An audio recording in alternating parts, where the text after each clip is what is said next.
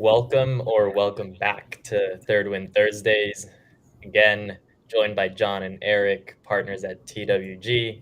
It's May 18th, 2023. This is Third Win Thursday number 9, Eric's favorite number. So, My college soccer um, number. So there we go. yeah, you called your shot last week, so this is your time to shine. I like it. Let's get Came in in. looking ready. All right. To start off today, we're going to give some local updates and start off with some news that we've been following for a little while now already and relates to a lot of the trends we've seen within sports for, uh, since the time we started. So let's get into it. All right. So, welcome back, everybody. Front Office Sports, once again, providing about 80% of our headlines. But the story is Magic meets Maryland governor as Commanders seek new home. Competition is brewing as lawmakers in Maryland, D.C., and Virginia seek to land next stadium.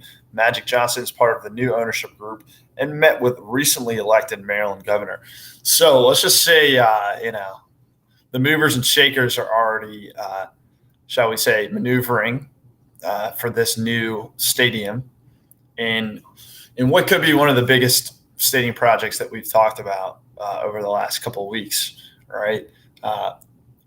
Magic Johnson going and meeting with the Maryland governor is about the last thing I had on my bingo card for 2023 in terms of sports business. Because not only did we not know that, we didn't know who was going to be in the new ownership group for their Commanders, but we had no idea like when it was going to happen, if it was going to happen, and that the stadium deal would be one of the first things that came up. Eric, you're living in Maryland still. You've been following Wes Moore. Do you think he can land this deal? He's always talking about different types of entertainment projects and sports infrastructure being a key priority to not just the Baltimore area but the surrounding DC area, and obviously holding a little bit of Maryland bias. I'm glad to see him talking to the Maryland governor, and I don't know if he spoke to the Virginia governor or if that was made public yet, but I'd definitely rather it be in Maryland, rather the Commander Stadium be in Maryland than Virginia. But honestly, I'm rooting for the hardest location of all, which is just rebuild RFK, bring the Commanders back home. That's where Washington football deserves to be. But it'll be interesting to see, again, all these conversations, the behind the scenes things, working with the Maryland Stadium Authority, working with all the other local jurisdictions. Everybody definitely wants the new Commanders Stadium, the new entertainment district that's going to come with that stadium to be in their neck of the woods. So I'm sure Wes Moore put his best foot forward there. Right. Now, before I moved to my current place, I lived literally, a short walk from RFK Stadium, which is now dilapidated. Hasn't been used for a number of years. Should be destroyed pretty soon. Here's why I think there's actually a chance for the Commanders to build at the RFK Stadium. Number one, they don't have the name, the old name. Number two, they literally have, as far as the limited partners goes, they have 4 or 5 huge DC native power players on their new ownership group. And now the mayor is like fully on board, and there really is no Daniel Snyder toxicity associated with the franchise anymore. Now, will it still be a huge political hurdle to try and transfer the land from the National Park Service to the District of Columbia? Absolutely. But can this new group do it with a mayor who has been entrenched in DC for quite some time? Possibly. All they have to do is slide it into the debt ceiling bills and everything. And what do you know? RFK got transferred. Look at that. That could very well happen, Eric. That could very well happen. We have to pay attention to the fine print here whenever they make that deal in the next few weeks. 2,452. That's it. That's how things work in Washington. There you go. Yep. All right. So that was the quick DMV news, and we're going into DMV related news for our first headline segment. but it's DMV goes international. So let me pull it up for you guys. The OL Group and Michelle Kang form Global Multi-Team Women's Football Group. And this was a press release from the Washington Spirit / YMK Holdings and OL Group. So this is massive. I think this is massive news because this is a formation of a joint company that will control the Washington Spirit of the NWSL and OL Feminine. I'm probably not pronouncing that right, which is the women's football club of Olympique Lyon. Yep. Olympique Lyon out in France. Yes, sir. You got it. Which is a historically great football club, right? So it's going to be exclusively focused on women's football and soccer here in DC. And the first thing that occurred to me, Eric, was that they are taking the City Football Group model to women's soccer. Yep. City Football Group is the global entity that owns Manchester City, New York City Football Club, and about a dozen other football clubs around the world. Australian team. I think they have a team in Japan as well. Like they've got Brazil. Yep. So the Red Bull model, where Red Bull, as the energy drink company, bought into Formula One. They own a variety of sports soccer teams around the world. It's a model that I'm glad to see after the Spirit ownership switched last year or 2 years ago, and now to see what Michelle Kang's doing with the power in her hands. She is not messing around. She seems to have her sights set on building a global international women's soccer powerhouse, which is a pretty cool concept. Again, it kind of underlies this theme we've been talking about all year, which is women's sports growth trajectory, growth potential, further investment, further revenues, then leading to, unbelievable growth within women's soccer, women's football. And this to me is like going to be one of those moves that, okay, you better believe they're already setting their sights on, or they will be setting their sights on acquiring other women's football clubs, whether it be more NWSL clubs, which I guess they probably couldn't pull that off, but probably if they can own a women's soccer club in Canada or in Mexico or elsewhere, I would venture to say that over time, this group is going to try and literally replicate that City Football Group model. Yeah, they actually the OL Lyon team and that ownership group actually owns the Seattle NWSL team. So they're going through the process of selling them now to get rid of any conflict of interest. But I will say I peeked at the headlines, and I think we got a perfect segue for why Michelle Kang would want to invest even more into the NWSL. Scott? Exactly. Which is why I popped up right as John was saying that. And that's that there is a rival league launching in 2024. It's interesting because they call themselves the USL Super League. And if you follow football / soccer news in the past, I think year and a half, there was a big debate about the Super League among male sports teams, and specifically in Europe, and creating that like elite league. But obviously this is different, but it's just an interesting choice of branding that they're going with there. And the Ted Lasso episode this week has a little touch of that. So if anyone watches Ted Lasso, you'll see what I mean. But yeah, this is the headline. So the second U.S. Women's Pro Soccer League to launch in 2024. Pending approval by U.S. Soccer, the USL Super League would play at the top level alongside the 11-year-old National Women's Soccer League. This is from the Wall Street Journal. So here's the thing, though, guys.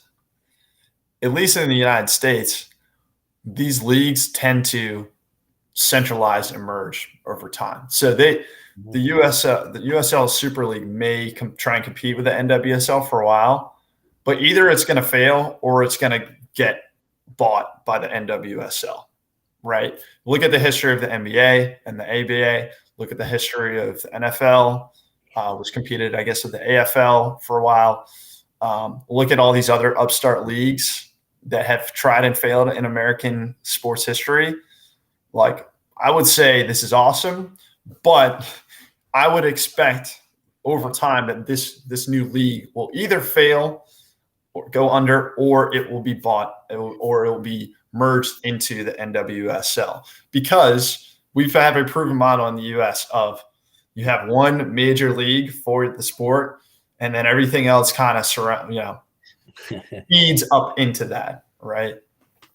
Yep. But U.S. soccer as a whole is still the only, of all the soccer playing nations around the world, the one that kind of gets the pyramid a little bit confused. There is the top level on the male side for MLS, and USL, on the men's side is more of that second division. But unlike in England, there's no promotion, relegation, or anything that could make it a little bit more interesting. So they're just kind of out there. And for this USL, the Women's Super League, it kind of immediately made me think about, like the Live Golf model. Now, if they can get some sponsors and backing behind this new league that starts paying players, way larger than their NWSL salaries, you might see the Alex Morgans and the Megan Rapinos kind of jump over here. I don't necessarily think that's going to happen because of the investment that's already gone into the NWSL. And again, you got the Michelle Kangs of the world. You've got the Natalie Portmans out in Angel City investing. So I think they're definitely going to, try their best to just block out this USL Super League there. And then, like you said, it's either got the option to, solidify itself as the, women's second division in the United States, or it's going to fail and get kind of eaten up by the NWSL. So we'll see. I'm sure, it'd be interesting to see a little bit more about who the investors are and who's responsible for this league, and when more of the info comes out. But I will say that I'll get behind the league that brings a team to Baltimore. There you go. This league wants to go to DC, but I'll take the Baltimore team, and then I'll be a fan. I was going to say, Eric, all the this new Super League for the women need is a sovereign wealth fund, and then they can start paying their players multi-millions every year. And then let's see if the Alex Morgans of the world go and take the money. Which, look, she's got a family now. If you can consider a $5 million contract per year in this new league, would you take the chance? Exactly. Maybe so. Maybe so. So we'll see. Yep. And going off the themes of expansion and investment in women's sports, the WNBA had a Canadian game, which was its first international fixture on the schedule this past week, and sold out stadium, a lot of viewership. So overall success for them. Although I saw a tweet, I forget who it was from, but there's a little bit of hesitance from some of the existing players about the expected expansion of the league, especially in the wake of roster cuts in the past few weeks. And there's a debate of whether there's enough money essentially in the league to kind of finance the expansion and continue to get these players paid. So it was a perfect segue in a sense from what you guys were talking about there. And the headlines from The Athletic, and it's Canada proved itself worthy of WNBA expansion in a historic preseason game. And just a funny, I don't know if coincidence, but it was played in Toronto, which happens to be the only NBA team that's outside of the US. So not a coincidence. Not a coincidence. Very, very strategic, very thought out. Yeah, Eric, what do you think here? WNBA has more history than any women's league, and yet there's been some, I guess, moments where it's like, are we going to grow? Are we going to expand? Or is it possible? Where are you at in terms of expansion to Canada, specifically Toronto. Yeah, and again, I think that Toronto specifically, like that type of expansion, makes sense. Just being under, I think there's 12 teams in the WNBA right now, and I think I was reading an article. It might have been South Carolina's coach, the women's basketball coach, saying she hates kind of seeing so many players kind of fall through the cracks because there aren't opportunities to play at the WNBA level. And like Scott was mentioning, there's budget cuts happening here and other places where some salaries are having to get dropped and some players are not being able to be played what they're rightfully due. And so while the expansion be nice, it's also just calling for more and more investment into be able to match the expansion and be able to make sure that the league is growing at the right rate, but also that the league is providing the players the support that they need on and off the court. So I'm all for WNBA expansion, just the same way I'm all for NWSL expansion. I think that going back to that, I think the Super League should just bring some of those cities and expand the NWSL to be a 20-team league instead.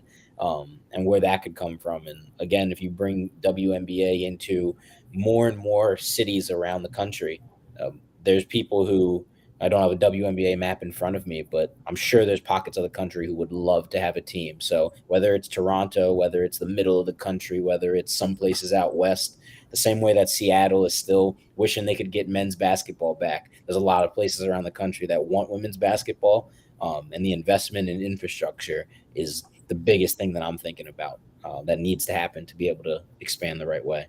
Yeah. Now, correct me if I'm wrong, Eric, but the WNBA is still a subsidiary of the NBA, correct? Yes. Yeah, I do believe so. And I mean, always from the beginning, it was always the league that, going through school, everyone always talked about their structure of how they wanted to be not competing with the NBA and giving people another viewing alternative.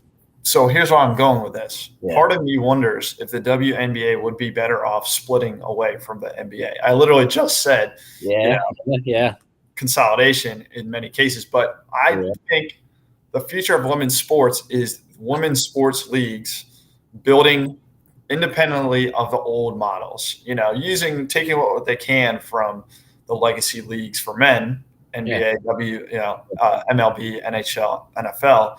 But I think the future is we're going to build the league that's the best for women, our players, our fans, and just kind of forget about what the other leagues are doing, right? I know we're talking about expansion to Toronto here, but what I think is the key to perhaps unlocking the growth of the WNBA is to not just copy everything that NBA has done and just translate it over to women's basketball and the WNBA. To me, it's like, what if we just treated this again as a startup, and we kind of move a little bit more like the NWSL is moving, where it's like they're not affiliated with MLS at all. They're just building the women's soccer league that they want to build. Yeah. And that their fans want and that their players want. And it's not perfect. It's still early stage. But I think that, if we're going to be able to expand the WNBA, we talked a few weeks ago about how now the NIL money that's flowing through college sports is kind of preventing top talent from getting to the WNBA or staying longer in school. Well, it's like there's something constraining the WNBA from really growing the way it should or could. And to me, that constraint is maybe that it's not that the NBA isn't amazing and doing amazing things with their business. It's that they aren't as focused on the WNBA as they would be if it was independent. You see what I mean? Yeah. I mean, when I heard Adam Silver talking in LA last month, his major focus is on NBA Europe and NBA China and overseas. If Michelle Kane, going back to our other headline, if she just asked City Football Group to buy into Washington Spirit, that wouldn't be the same autonomy as she has now buying into and joining the OL feminine leadership group. Like, that's the right way to do it, rather than kind of saying, hey, can I be a part of what you guys are doing? It's more of, hey, you know what, we've learned from everybody, here's the best way to run our league. And so a little freedom there. I like it, John. Look, NBA fans and WNBA fans are not exactly the same. They aren't necessarily the same target market. Yep. So if you're if you're trying to build women's basketball and make compelling, you've got to build that league exactly to your specific target market. Yeah. And you can't necessarily copy and paste. Again, I don't know. I'm not inside the WNBA. I don't know if they're actually doing this. They're probably way more sophisticated than I'm giving them credit for 100%. and doing amazing work.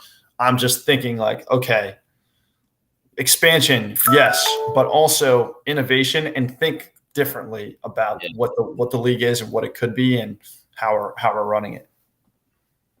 Yeah, and I just checked the tweet, and it was Brianna Stewart from the New York Liberty, and it was larger media rights deal plus expansion equals more team, more spots, charters, and positions and pensions. Sorry, and then funny you mentioned that, John, because one of the comments was gotta ask the NBA.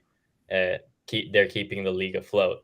They're always going to be second fiddle if they continue to sit underneath the NBA's umbrella. Yep. So it's a very valid point right there.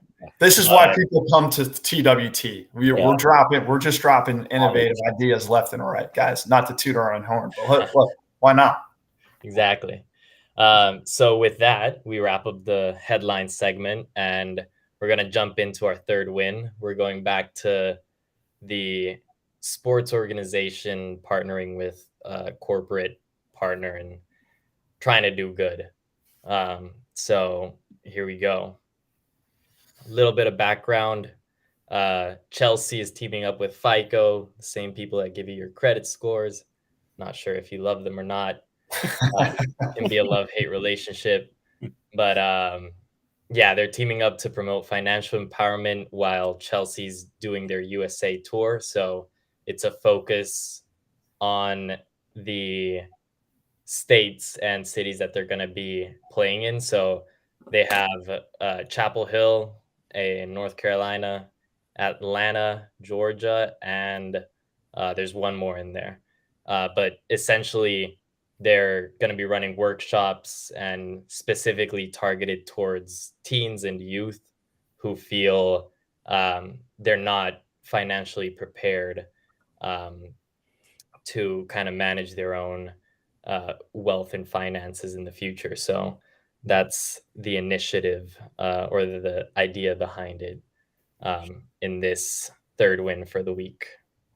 I love the idea and the initiative. Again, financial empowerment, especially, in the environment that we're going into throughout this year and the rest of, our own version of these roaring 20s, whatever you want to call them.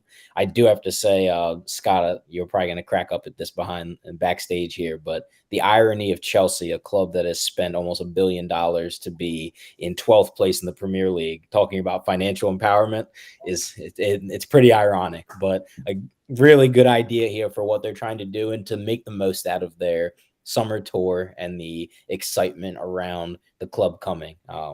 Something else that I like about this, again, being a lot of educators in my family, I like the idea of, these summer programs for kids to stay engaged in school and stay engaged in some type of learning, while also, imagine the amount of kids that are going to go to this wearing a Chelsea jersey, going to hear, from the FICO representative who may or may not know a thing about soccer, but is going to be real excited to talk to the kids about money. So that's what marketing is at the end of the day, is engaging people, bringing them in, getting them excited about something, and then letting them leave with something that you think is a benefit for them. So well done to Chelsea and to FICO here, despite everything else in the background with you guys. Yeah, well, I have a lot of things to say about this. I'll try and keep them brief though. One is, all right, so going back to 3-win sponsorship, I had 5 principles of effective 3-win sponsorship. And the first principle is intention. And no matter what the outcome of this partnership is and this program is, the intention is really good. I love it. The fact that we can use the power, the excitement, the emotion tied up into football and Chelsea football to teach people about financial literacy, amazing, great. And I think everybody deserves credit for, formulating this, because it has a clear tie back to, okay, how do we use this marketing campaign, which it's a marketing campaign, but how do we use it to actually deliver value to our community, right? Do some good, lift people up, empower people. So I think they did a great job. The second is I actually used to work with Chelsea FC a little bit, their foundation when I was at EverFi. And I think the cool thing here is they're authentic about this too. That's my second principle of 3-1 sponsorship, because when I was working with EverFi, Chelsea FC invested into a youth education program around science, technology, engineering, and math.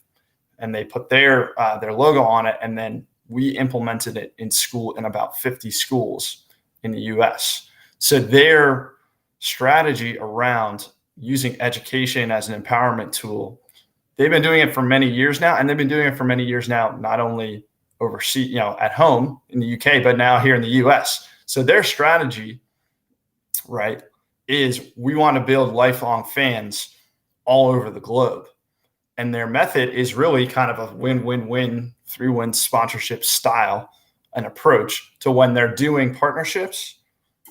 We're gonna tie a give back or a impact element to our partnerships so that we can have better results, right?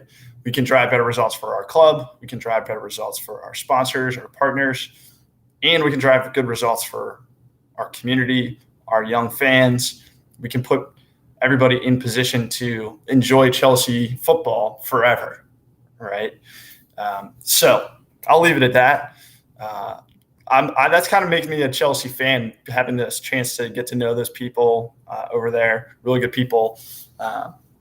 And yeah, they're legit. I know having worked with the organization, they mean it and they invest deeply in it and they're authentic. And yeah, it's pretty cool to see what they can do. It'll be cool to see what they can continue to do here in the U.S. The small world moment here, that those deals that John was locking in with Chelsea and getting them into schools. The club that I played for in youth soccer got a deal with Chelsea when I was around 13, 14, where we became Baltimore-based Chelsea. And so we got the jerseys. Our jerseys got looking like Chelsea, built the brand affinity, and they were also like providing programs to the club that, at that time I was like, whatever that is, who cares what that educational program is? But I loved the idea of being associated with Chelsea, and so did everybody else. And here you go, after all that investment, years later, they've got fans now that sit here and watch them every Saturday morning with their kids now. So it worked. With their overpriced roster that isn't gelling this year, right? Exactly. Yes. But yeah, they're also going to be in Chicago, and participants get to go to the games. So Sweet. If any parent is watching this and they're in that area, look into it. You may teach your kid a little something and then get to watch a Chelsea game. So there you go. Win, win, win, win. Financial literacy and money is like the number one topic that parents least want to talk about or feel least comfortable talking with their kids about. And yet it is one of the most important things to learn that you'll have to deal with throughout your life. So outsource. Why not use football? Why don't you use Chelsea football to cut through the awkwardness there? Exactly. And yeah, financial literacy is truly important. So just throwing that out there. Anyways, for our community updates for this week, keep an eye out in the coming week or the coming weeks for some roster additions to the TWG roster. Community's getting better. Is the opposite of the Chelsea roster at the moment. No fluff on the roster. Exactly. And our clients are gearing up for a very active summer. And yeah, keep an eye out for updates on our LinkedIn and Instagram and the rest of our socials about that in the coming months as well. Let me tell you, Scott, and anybody who's watching, if you've been following TWG for a while now, you were going to see an acceleration here in the next couple of weeks. We're going to be hitting you with a lot, so stay tuned. Keep your eyes peeled. Keep your ears tuned in. And, get ready for a good show over the next couple of weeks and months. Exactly. That's all we have this week. Thanks, gents, again, as always. And yeah, we'll catch everyone next week for number 10. Ooh, double digits. Let's go. Hey, we made it to if we make it to 10, we're doing something, fellas. We're doing Practically at 100 at that point. Exactly. Yeah. All right. Take care, everyone. Have a good week. Peace. Thanks, everybody.